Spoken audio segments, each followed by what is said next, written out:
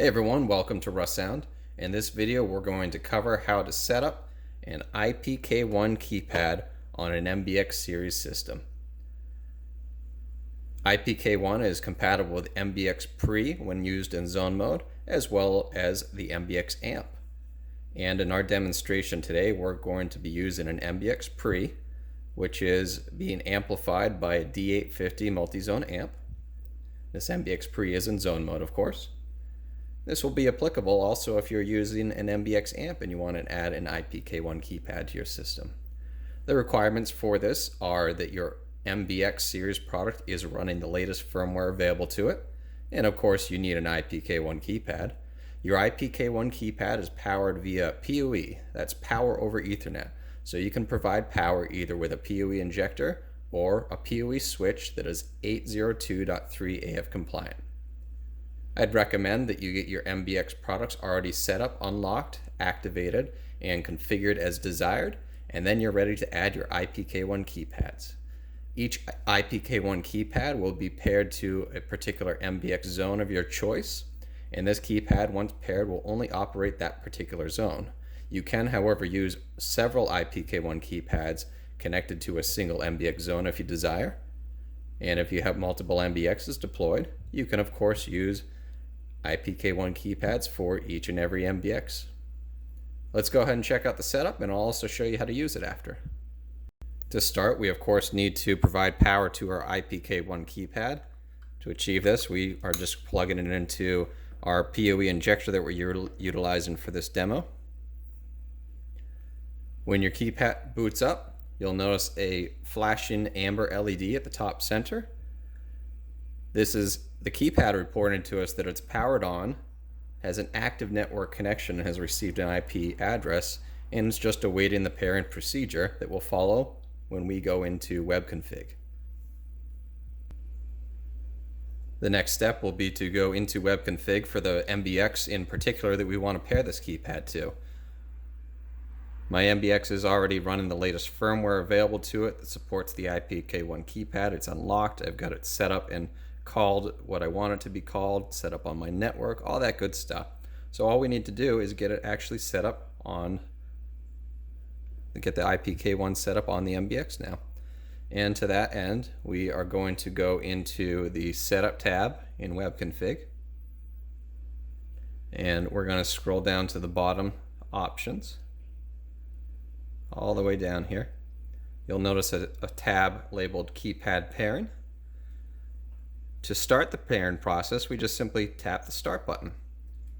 And you'll have noticed in the bottom right of the video that the power LED for our IPK-1 keypad is now blinking green.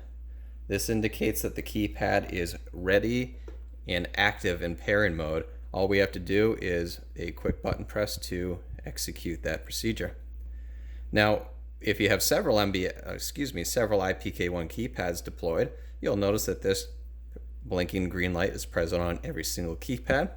Don't worry about pairing the wrong keypad up to the wrong zone though. If you disregard this for up to 60 seconds, or if you physically press a single button one time, it'll exit pairing mode.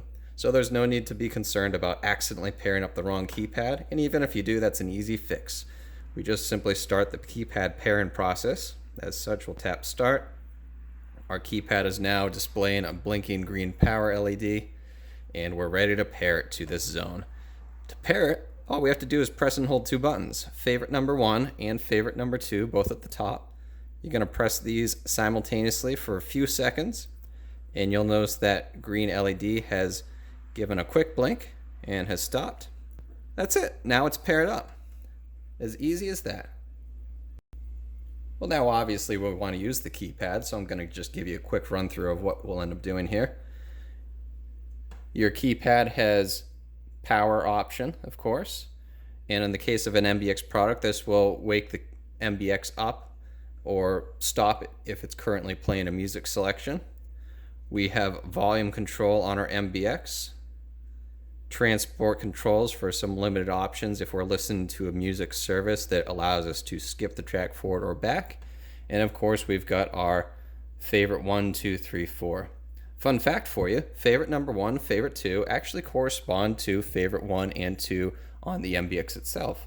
So if you already have a favorite setup there, or you utilize the favorite options here, favorite 1 and 2 are actually matched up with favorite 1 and 2 on the MBX hardware. When it comes to utilizing this keypad, right out of the gate, you're going to find that the favorite buttons offer no control just yet because we haven't mapped any favorites to them. So let's go ahead and launch our Russound app, and we're going to make a music selection on our MBX-PRE streamer.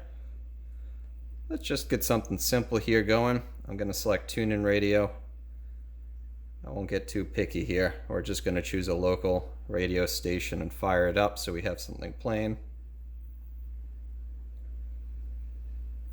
First one on the list is fine. And there it goes.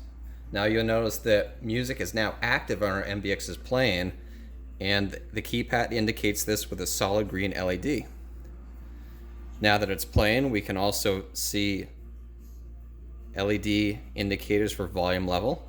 As we increase this, you'll see both the Russound app volume increasing and the LED lights on the IPK-1 keypad itself will also reflect that up and down volume change. Let's go ahead and save this station as a favorite. That's as easy as pressing holding number 1. In this case, I'm going to save it as favorite 1.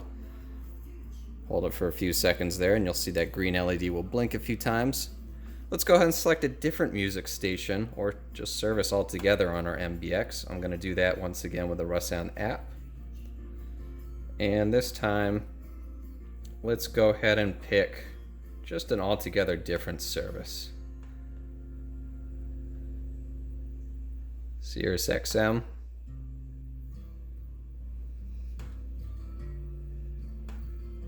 Not going to be too picky, I'll just pick something that comes up.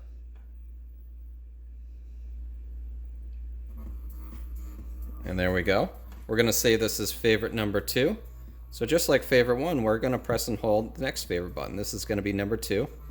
Press and hold that for a few moments. Green LED blinks and confirms that we've saved as a favorite. So we've got 2 favorites mapped, and we can certainly still add a 3rd and a 4th one.